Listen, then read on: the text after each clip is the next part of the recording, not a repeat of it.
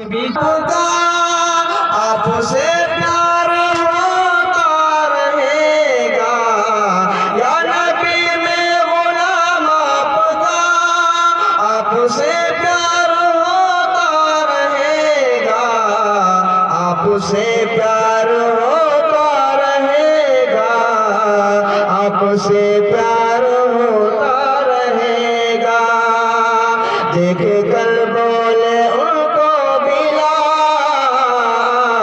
چاہے ہو جائے جو میرا حال دیکھ کر بولے ان کو بلال چاہے ہو جائے جو میرا حال یا نبی ہوں میں شیدا تیرا آپ سے پیار ہوتا رہے گا یا نبی ہوں یا نبی میں شیدا تیرا آپ سے پیار ہوتا رہے گا اللہ اپنے مقدس کلام میں ارشاد فرماتا ہے قد جاءکم من اللہ نور تحقیق کہ آپ کے پاس نور آ گیا نور وہ ایسا نور کہ پورے زمانے میں نور بن کر چلتا ہے یہ بچوں کو خاموش کرتے ہیں ایسا نور کہ پورے زمانے میں نور بن کر چلتا نور اعلیٰ نور اور جو تاریخ گزری ہے میرے نبی ربیع الاول کے دن رات میں صبح صادق کے ٹائم میرے نبی دنیا کے اندر تشریف لائے تھے میرے نبی دنیا کے اندر تشریف لائے تھے اور ایسا نور و مانا زو اور زو کے معنی ہیں روشنی کی ایسا نور کہ پورے زمانے میں نور بن کر چلتا پورے زمانے میں نور بن کر چلتا جب میرے نبی دنیا کے اندر تشریف نہیں لائے تھے تو ہر طرف اندھیرا ہی اندھیرا تھا کفر کی آندھیاں چل رہی تھی ظلم و ستم کے پہاڑ لوگوں پر ڈھائے جا رہے تھے جب میرے نبی دنیا کے اندر تشریف نہیں لائے تھے مگر جب میرے نبی دنیا کے اندر تشریف لاتے ہیں تو سارے ظلم ختم ہو جاتے ہیں کفر کی آندھی ختم ہو جاتی ہیں سارے زلزلے ختم ہو جاتے ہیں جب میرے نبی دنیا کے اندر تشریف لائے اور ایسے تشریف لائے نور اعلیٰ نور اعلیٰ نور وہ نور زمانے میں نور بن کر چمکے اور وہ نور ایسے نور کہ جس پر نور کی کرن پڑتی رہی وہ انسان چمکتا رہا کہہ دو مطلب سبحان اللہ جس پہ نور کی کرن پڑتی رہی وہ انسان چمکتا رہا اس نور کی کرن حضرت آدم علیہ السلام پر پڑی حضرت آدم علیہ السلام پر اٹھے حضرت ابراہیم علیہ السلام پر نور کی کرن پڑی حضرت ابراہیم علیہ السلام پر اٹھے حضرت زکریا علیہ السلام پر نور کی کرن پڑی حضرت زکریا علیہ السلام چمک اٹھے حضرت موسیٰ علیہ السلام پر نور کی کرن پڑی حضرت موسیٰ علیہ السلام چمک اٹھے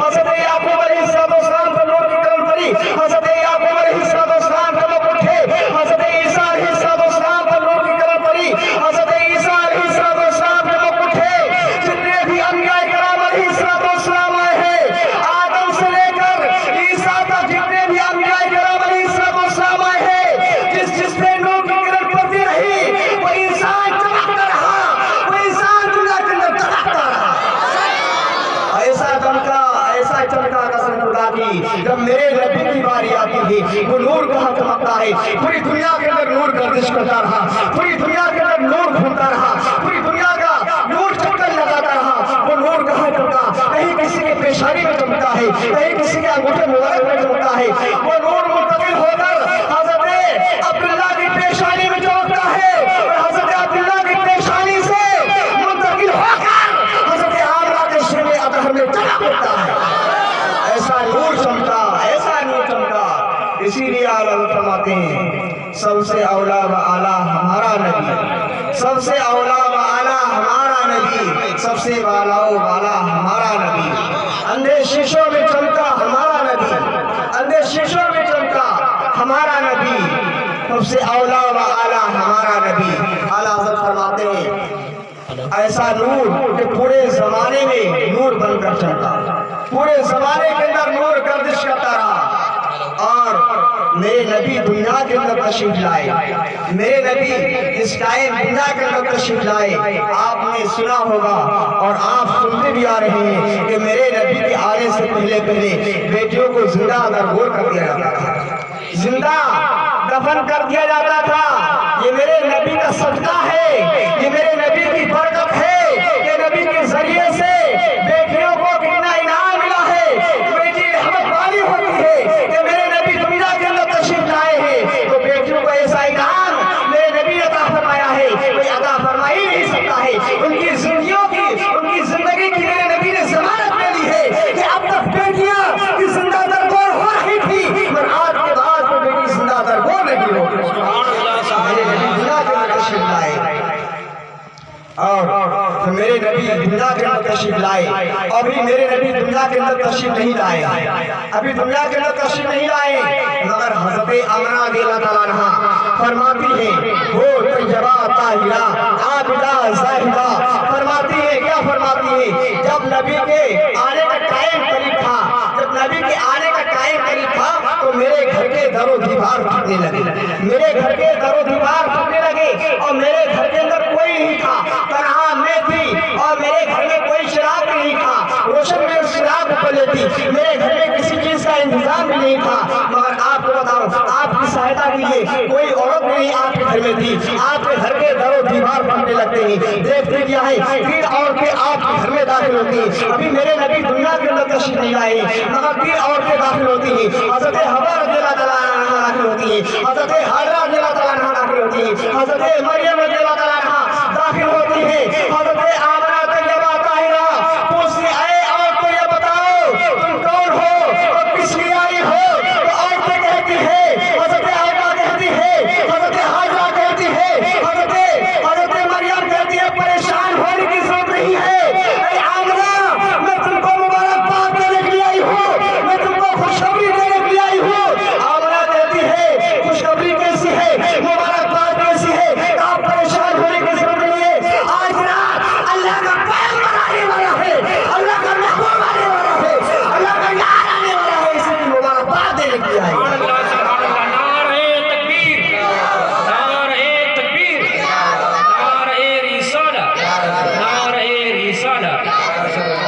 اسی کی میں تم کو مبارکباد دینے کے لیے آئی ہے۔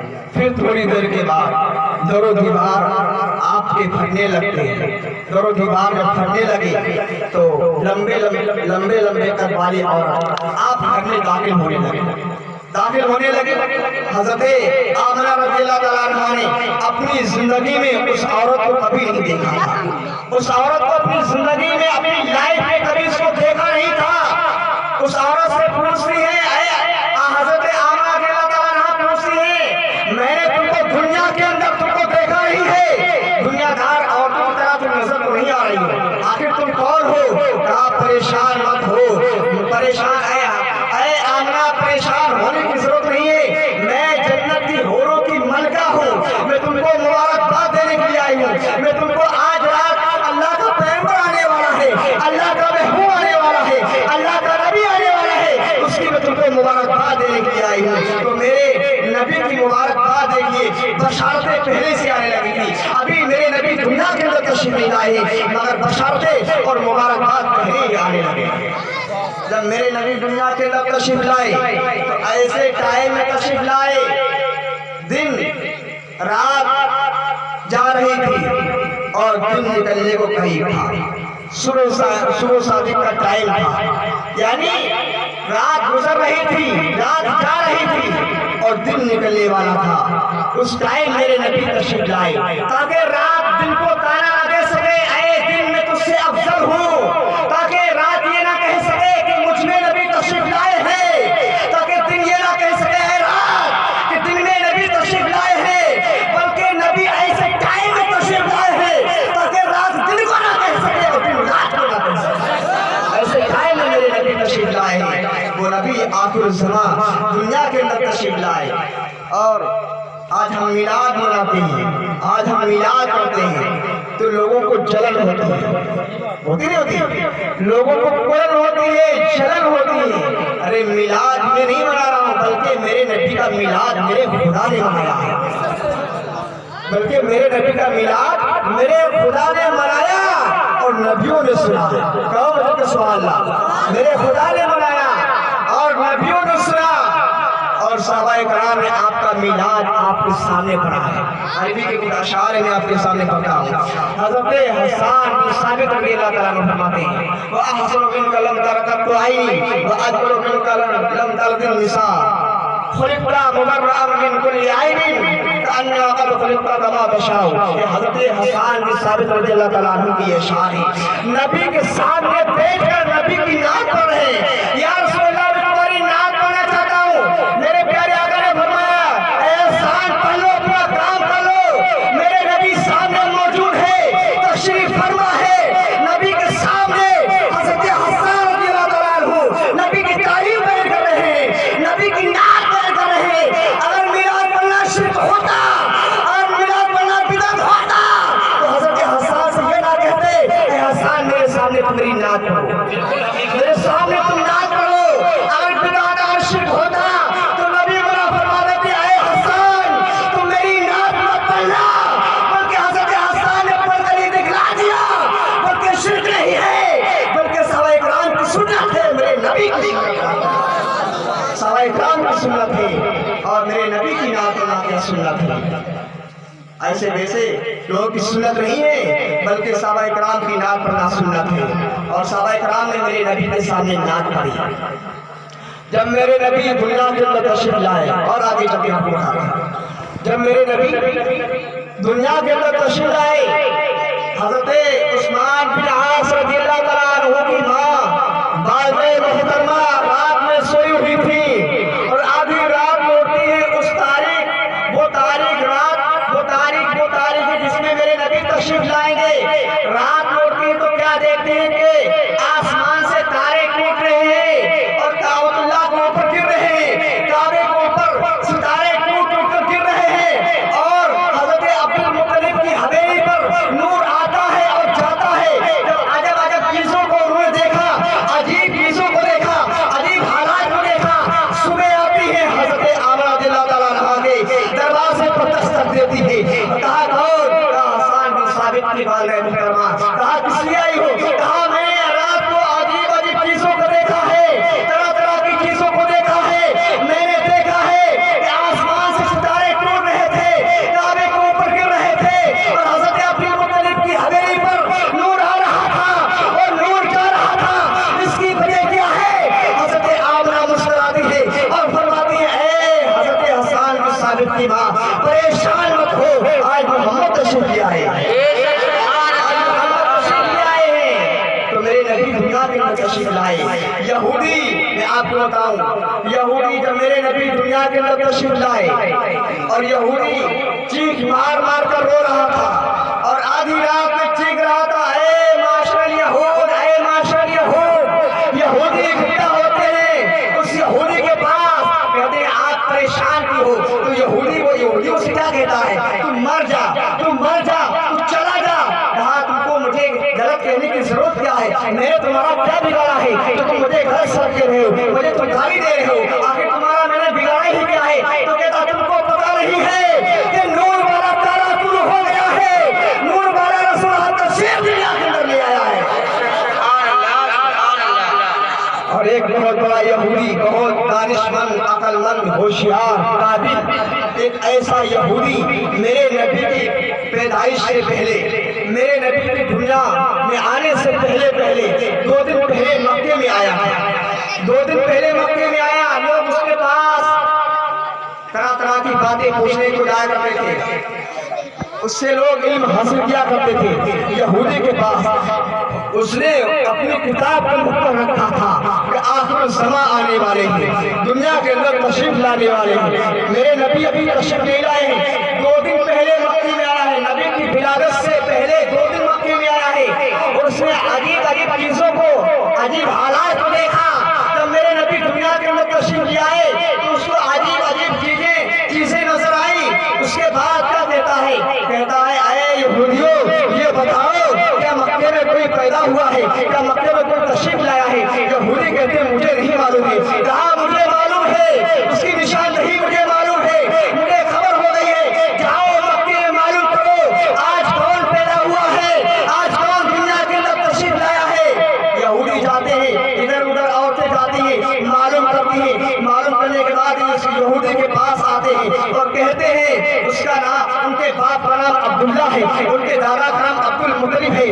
اتنا کہتے ہیں، وہ یہودی کیا کہتا ہے؟ جب وہ خاموش ہو جاتے ہیں تو یہودی کہتا ہے ان کی ماں کا نام آمنہ ہے، کہ ہاں ان کی ماں کا نام آمنہ ہے۔ جب اتنا سننا تھا، جب صبح ہوئی، میرے نبی دنیا کے اندر تشریف لے آئے تو آپ کے مکان پر بڑے بڑے لوگ، رئیس کھانے کے لوگ آپ کے دروازے پر آتے ہیں نبی کا دیدار کرنے کے لیے، محمد کا دیدار کرنے کے لیے دروازے پر بھیڑ جمع ہو جاتی ہے، ہجوم اکٹھا ہو جاتا ہے نبی کا دیدار کرنے کے لیے۔ یہودی بھی کھڑا ہوا ہے اور مکے کے لوگ کہتے ہیں اے عبد المطلب اپنے لال بلاؤ، اپنے پوتے بلاؤ، میں تمہارے پوتے کا دیدار کرنا چاہتا ہوں، میں تمہارے لال کا دیدار کرنا چاہتا ہوں۔ حضرت عبد المطلب رضی اللہ تعالیٰ عنہ جاتے، حضرت آمنہ رضی اللہ تعالیٰ عنہ کے حجرے میں جاتے ہیں، حضرت عبد المطلب کہتے ہیں مجھے اپنا لال دو۔ حضرت آمنہ صدیقہ طیبہ طاہرہ رضی اللہ تعالیٰ عنہ کپڑے میں، سفید کپڑے میں محمد صلی اللہ علیہ وسلم کو لپیٹ کر حضرت عبد المطلب کے حوالے کر دیتے ہیں، ہمیں حوالے کر دیتی ہیں۔ جب دروازے پر آئے تو یہودی کھڑا تھا،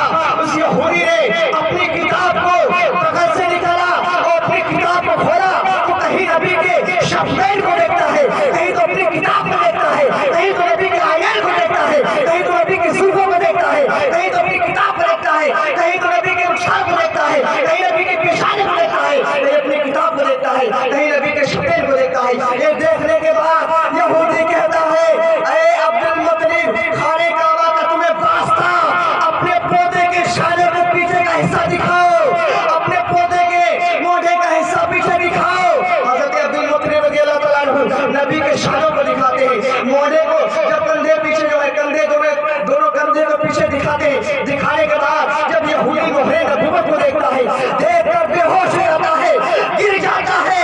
گرنے کے بعد جب ہوش ہی آتا ہے تو کہتا ہے، لوگوں نے پوچھا بتاؤ تم دیکھ کر بے ہوش کیوں ہو گئے، تم رونے کیوں لگے تھے، تم چیخنے کیوں لگے تھے؟ اس نے کہا بلا جھجک وہ کہہ اٹھا اور کہنے لگا کہ آج تک نبوت بنی اسرائیل میں آ رہی تھی اور آج بنی اسرائیل سے منتقل ہو کر نبوت بنی اسماعیل میں منتقل ہو گئی۔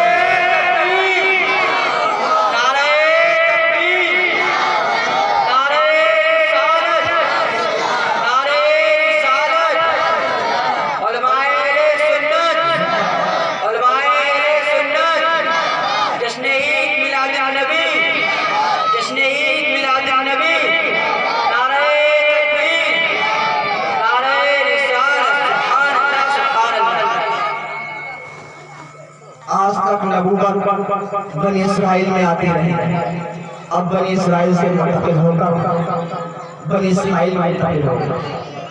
افسوس کرنے لگا، رونے لگا، چیخنے لگا کہ اب نبوت بنی اسرائیل میں نہیں آنے والی ہے اور نبوت کا دروازہ بھی بند ہو گیا ہے، اب کوئی نبی آنے والا بھی نہیں ہے۔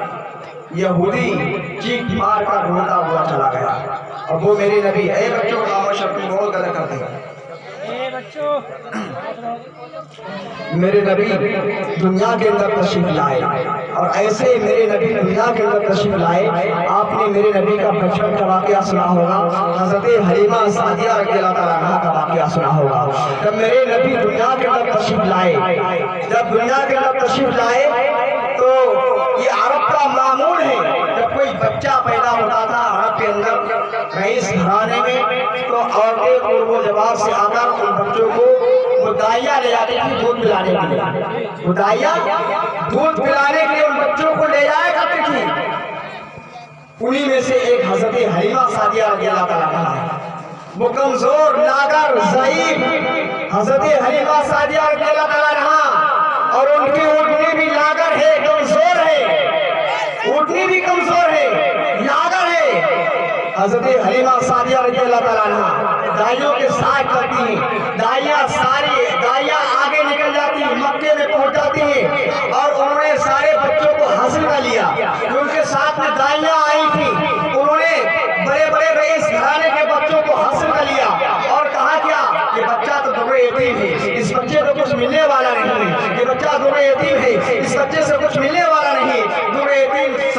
چھوڑ دیتی ہے، اس کی وضاحت میں کروں گا۔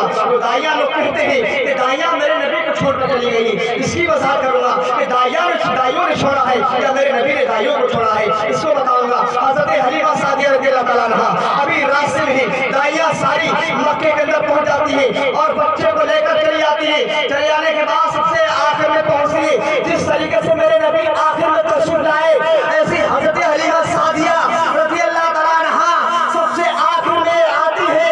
مکے میں آتی ہے، آنے کے بعد ساری داعیہ بچوں کو حاصل کر کے چلی گئی، مگر آپ کو کوئی بچہ نہیں ملتا ہے۔ پتہ لگتا کہ ایک بچہ ہے در یتیم ہے، جس کے در یتیم ہے، دنیا سے ان کے والد دنیا سے چلے گئے، در یتیم ہے۔ تو حضرت حلیمہ سعدیہ رضی اللہ تعالیٰ عنہا بچوں کو تلاش کرتی ہے، آپ کو کوئی بچہ نہیں ملتا ہے، ایک ہی بچہ ہے۔ اپنے شوہر سے کہتی ہے ایک در یتیم ہے، ایک بچہ ہے، اگر آپ چاہیں اور آپ کی رضامندی ہو تو میں اس بچوں کو لے سکتی ہوں۔ تو آپ کے شوہر اجازت دے دیتے ہیں، آپ اس بچوں کو حاصل کر سکتی ہیں۔ حضرت حلیمہ سعدیہ رضی اللہ تعالیٰ عنہا جب پہنچتی ہے، جب میرے نبی کے حجرے مبارک میں پہنچتی ہے، حضرت آمنہ کے پاس پہنچتی ہے، جب میرے نبی کے رخسار کو دیکھا، جب میرے نبی کے چہروں کو دیکھا، جب میرے نبی کے شفتین کو دیکھا، جب میرے نبی کے عینین کو دیکھا، جب میرے نبی کے زلفوں کو دیکھا، حضرت حلیمہ سعدیہ رضی اللہ تعالیٰ عنہا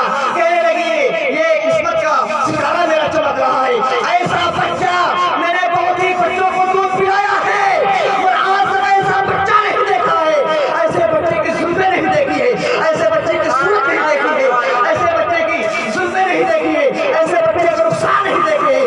میرے نبی کے رخسار، میرے نبی کی زلفیں مبارک دیکھیے۔ حضرت حلیمہ سعدیہ رضی اللہ تعالیٰ عنہا جب دیکھتی ہے، دیکھنے کے بعد اپنی جب گود میں نبی کو لیتی ہے، آپ کمزور تھی، آپ لاغر تھی، آپ کلہ نہیں جاتی تھی، جیسے ہی میرے نبی کو اپنی گود میں لیتی ہے، آپ کی جسم میں توانائی آ جاتی ہے، آپ کی جسم میں طاقت آ جاتی ہے۔ وہ حلیمہ جو کمزور تھی، جو لاغر تھی، وہ توانائی میں بدل جاتی ہے، وہ طاقت میں بدل جاتی ہے، وہ چستی میں بدل جاتی ہے، ان کے اندر جسارت بھی آتی ہے، ان کے اندر طاقت بھی آتی ہے، اور وہ اونٹنی جو کمزور نظر آ رہی تھی، جو لاغر نظر آ رہی تھی، جو چلنا نہیں جانتی تھی، ایک سواری کا بوجھ لے کر نہیں چل سکتی تھی، جیسے ہی میرے نبی اس اونٹنی پر سوار ہو گئی، جیسے ہی میرے نبی اس اونٹنی پر تشریف فرما ہو گئی اور اونٹنی کو لے کر حضرت حلیمہ سعدیہ رضی اللہ تعالیٰ عنہا جب چلتی ہے، چلنے کے بعد جو داعیہ پہلے آئی تھی بچوں کو حاصل کر کے راستے میں چل دیتی ہے اور راستے میں جا رہی ہے۔ حضرت حلیمہ بعد میں آتی ہے، نبی کو لیتی ہے، جب اونٹنی پر سوار ہوتی ہے، اونٹنی پر سوار ہونے کے بعد جو داعیہ پہلے چلی گئی، ان داعیوں کے پاس پہنچ گئی، تو داعیہ کہنے پر مجبور ہو گئی، اے حلیمہ سعدیہ یہ بتاؤ یہ اونٹنی کون سی ہے، یہ اونٹنی وہی ہے یا کچھ دوسری ہے؟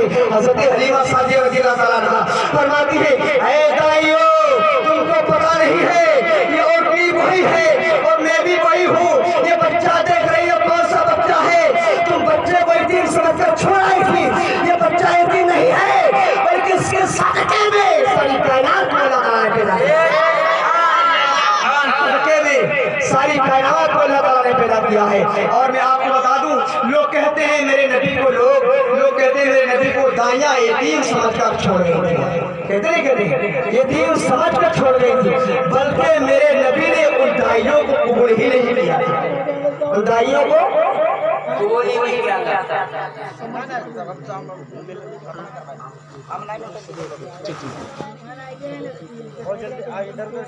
ہم پوچھ گئے جیسے رہے جنتے کو ایسی کرنی سمیٹ لو آگے بڑھا بولو بس آج تک حالت نہیں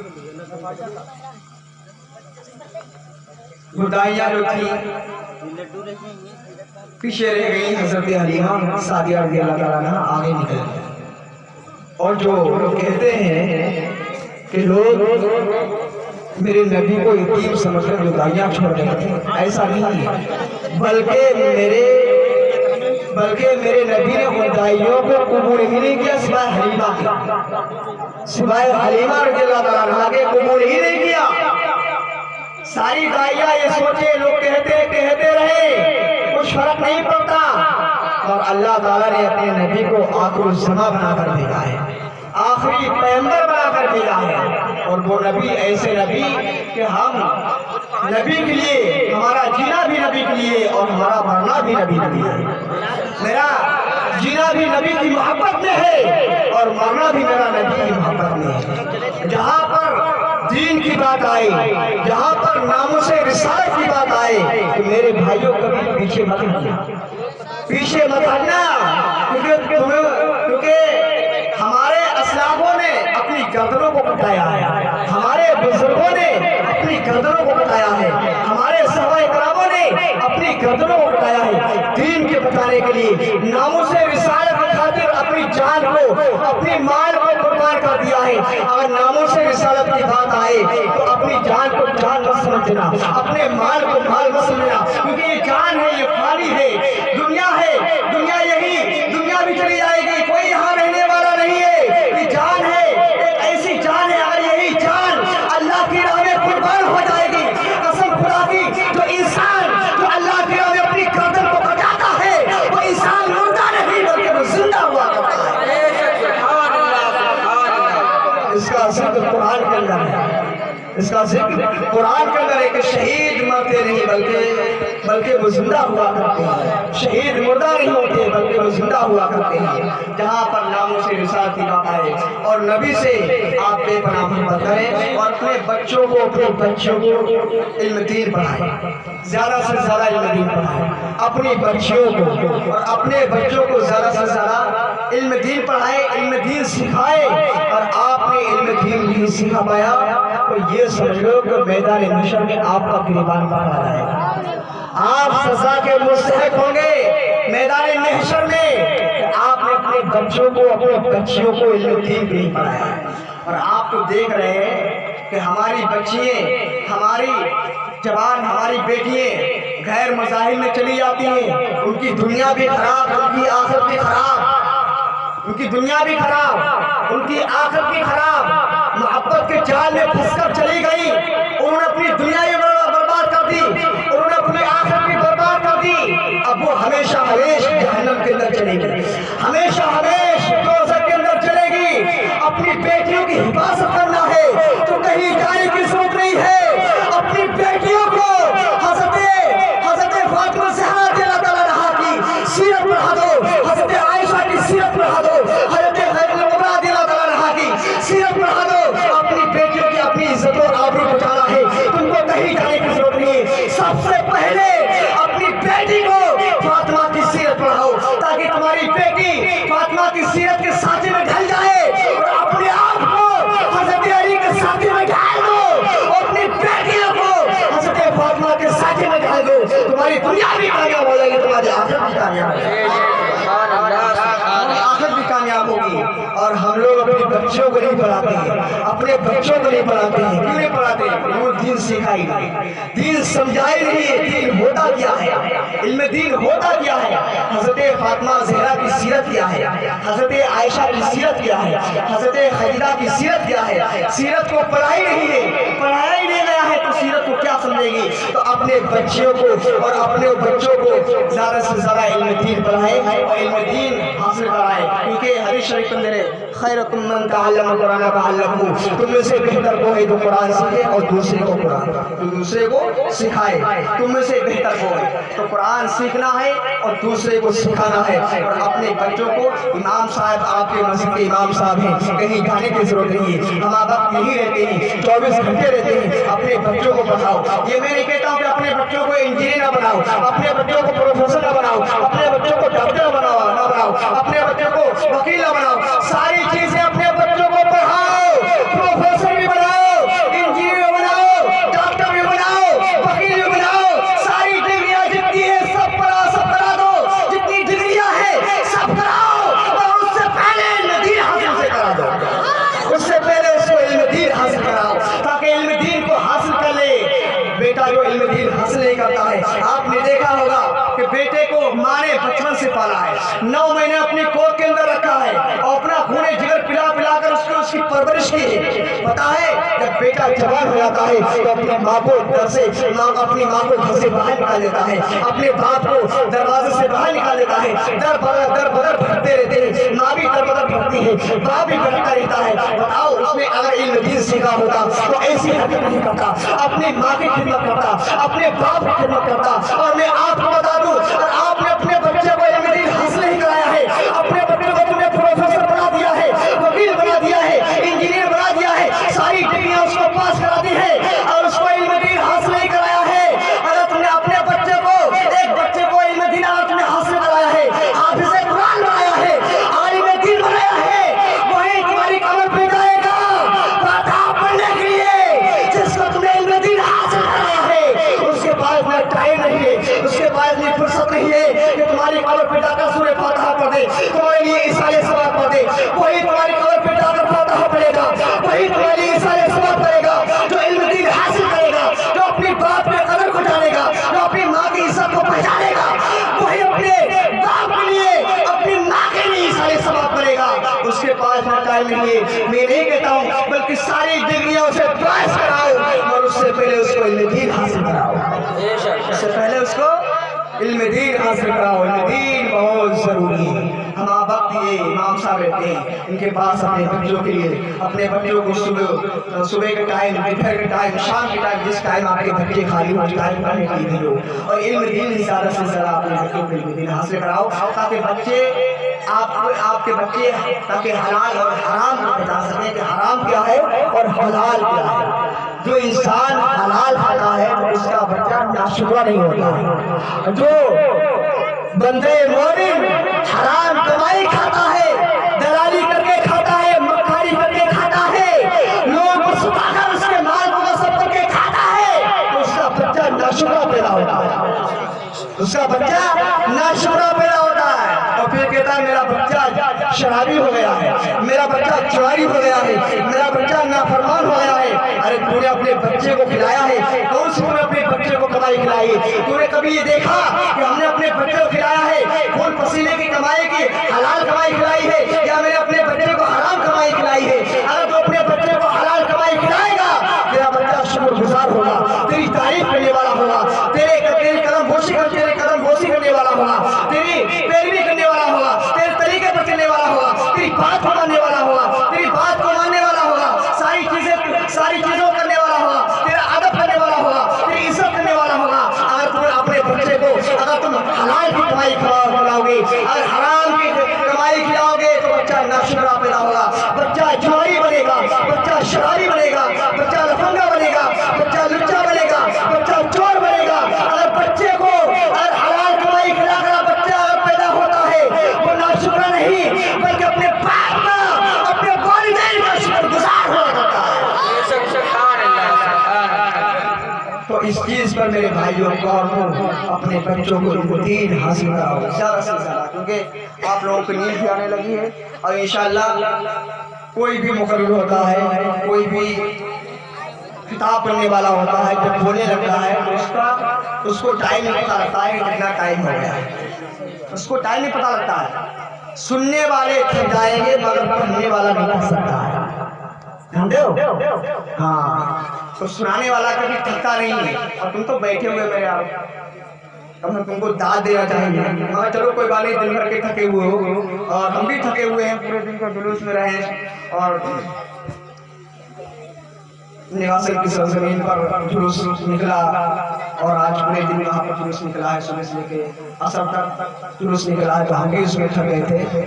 آپ کی محبتوں میں یہاں پر آپ کے گھر میں پہنچے ہیں، بہت ہی مشقت، بہت ہی پریشانی سے دل یہ کر رہا تھا کہ سوچ یہ رہے تھے کہ واپس چلے جائیں، مگر خدا کا شکر یہ ہوا، اللہ سے دعا کی، اللہ کی بارگاہ میں عرض پیش کیا، مولا جان مال عزت تیرے حوالے ہے۔ آج جا رہے ہیں اس گاؤں کے اندر، اس بستی میں جا رہے ہیں، تیرا ذکر کرنے کے لیے جا رہے ہیں، تیرا ذکر کرنے کے لیے جا رہے ہیں، ایسے ویسے کی محفل نہیں جا رہی ہیں بلکہ تیرے رسول کی محفل میں جا رہے ہیں، تیرا ذکر کرنے کے لیے جا رہے ہیں۔ اب جان مال اور عزت تیرے حوالے ہے میرے مولا، جسے چاہے وتعز من تشاء وتذل من تشاء، اللہ جسے چاہتا اسے عزت دیتا ہے اور جسے چاہتا اسے ذلت دیتا ہے۔ میرے بھائیوں، نمازوں کی پابندی کرو، آپ نے جلوس محمدی کو نکالا نبی کی محبت میں، اور انشاءاللہ ہر سال اسی طریقے سے نکالتے ہیں، اسی طریقے سے انشاءاللہ जुलूस मोहम्मदी को निकालते रहना। और मैं आपको एक बहुत पॉइंट की बात बता देता हूं। आपने देखा होगा कि पूरी दुनिया के अंदर सारे मज़ाहिब, किसी मज़ाहिब को ठेस न पहुंचाने वाले एक मजहब जो है सुन्नी सही अकीदा एक तरफ है और सारे मज़ाहिब एक तरफ है, चाहे शिया हो, चाहे गैर मुक़ल्लिद हो, चाहे वहाबी हो, चाहे देवबंदी हो, सबका यही अकीदा है कि हम जिसके पीछे नमाज पढ़ेंगे उसकी नमाज उड़ाएंगे। मगर सुन्नी सही अकीदा मुसलमान का ये अकीदा ये है कि उसकी नमाज जब तक उसका ईमान दुरुस्त नहीं होगा, जब तक उसका अकीदा दुरुस्त नहीं होगा, तब तक उसके पीछे नमाज नहीं हो सकती है। सारे मज़ाहिब एक तरफ और सुन्नी मसलक के लोग, सुन्नी सही अकीदा एक तरफ, सारे मज़ाहिब के लोग एक तरफ। आप खुद ही अंदाजा लगाएं कि जन्नत में कौन जाएगा और दोज़ख में कौन जाएगा। जन्नत में जाने वाले बहुत कम होंगे, दोज़ख में जाने वाले बहुत ज्यादा होंगे। कह दो मतलब सुभान अल्लाह।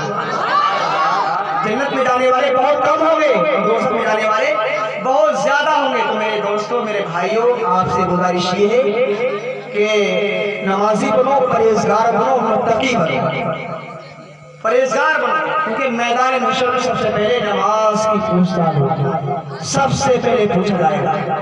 तो जिस टाइम आपको टाइम मिलता है, ज़ोहर में, असर में, मगरिब में, आप आए, इमाम साहब के पीछे नमाज पढ़ें।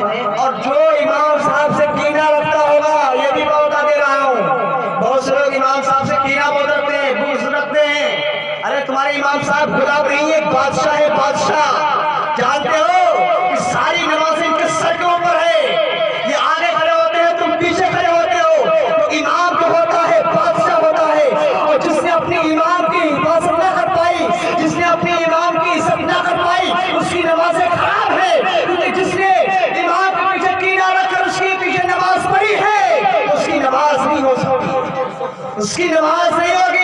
अपने इमाम की इज्जत करो, अपने इमाम के वक़ार को जानो कि हमारा इमाम सर का ताज है। और ये इमाम जो होता है वो नाइब रसूल होता है। कौन होता है? नाइब रसूल। क्योंकि मुसल्ला जो है वो नबी का मुसल्ला है। कहाँ खड़े होते? जहाँ मेरे नबी खड़े हुआ करते थे, ये जगह है। तो ये आपके सर के ताज है, इनकी इज्जत करो, इनके वक़ार को जानो, इनके अखराजात को जानो। बहुत से लोग ऐसे हैं कि इमाम साहब को क्या कहते हैं कि सिर्फ 5-6 हज़ार रुपये दे दिए, 5,000 रुपये में इमाम साहब का काम हो जाएगा। अब ये बताओ, मेरे पास एक फोन आया कि हज़रत मुझे एक इमाम साहब की ज़रूरत है। कि हमने कहा ठीक है, इमाम साहब की ज़रूरत है। मैंने पूछा उससे कितना पैसा दोगे? कहा हज़रत 6,000 रुपये देंगे। कहा हज़रत ऐसा इमाम होना चाहिए कि एक नंबर की नात पढ़ता हो, और एक नंबर की तहरीर भी करता हो, और एक नंबर की किरत भी उसकी हो। अब बताओ तीनों चीजें मिल जाएंगी। 6,000 रुपये में नात भी उसकी बढ़िया, उसकी आवाज बढ़िया हो, उसका गला जो है ना वो सुरीला हो, और तकरीर बहुत शानदार करता हो, किरत भी बहुत शानदार उसकी हो, और 6,000 रुपये दे रहा है। तो मैंने उससे कहा ये बता, 6,000 रुपये तू दे रहा है इमाम को, ये बता मैं जो जिस मस्जिद में इमामत कर रहा हूँ उस मस्जिद में आ जा और 40 दिन मेरे पीछे नमाज पढ़कर देख। जो अगर तू 6,000 रुपये दे रहा है, एक महीने के मैं तुझे 8,000 रुपये दूंगा, तो क्या कहता है? हज़रत ये मुझसे नहीं हो पाएगा, ये मुझसे नहीं हो पाएगा। तो मैंने कहा तुझसे नहीं हो पाएगा, तूने इमाम को क्या समझ लिया है? अपना तूने गुलाम समझ लिया है। 6,000 रुपये में इमाम नहीं मिलने वाला है। ये सोचते हो कि 6,000 रुपये में इमाम मिल जाएगा, या 5,000 रुपये में इमाम मिल जाएगा। अरे इमाम को अगर इमाम मिलेगा, 6,000 रुपये मिलने वाला नहीं है। अच्छा इमाम तलाश करना है, बढ़िया इमाम तलाश करना है, आपको जाना पड़ेगा, अच्छे पैसे खर्च करना पड़ेंगे, इमाम के पीछे नमाज पढ़ना है, इमाम के पीछे सही से नमाज पढ़ना है, उसकी तकरीर को सुनना है, उसकी नाम को सुनना है, उसकी किरत को सुनना है, उससे इल्म हासिल करना है। तो मेरे भाइयों 6,000 रुपये को उसकी कीमत मत लगाओ, बल्कि इमाम के खर्चात समझो। उसके बच्चे हैं, उसका परिवार है, उसका घर-बार है, वो भी है, घर छोड़ कर आया है, 24 घंटे मस्जिद के अंदर ड्यूटी दे रहा है, और तुम्हारी हिफाजत के लिए तुम्हारे बच्चों को पढ़ा रहा है, और तुमको नमाज पढ़ा रहा है। 6,000 रुपये उसकी क्या है? तनख्वाह दे रहे हो, 6,000 रुपये तनख्वाह दे रहे हो। तो मेरे भाइयों, इमाम की तनख्वाह ज़्यादा से ज़्यादा होना चाहिए। امام کے اخراجات بہت زیادہ ہوتے ہیں، یہ تو اللہ ہی ہے تو امام کے اخراجات کو چلا رہا ہے، یہ اللہ نگہبان ہے، اللہ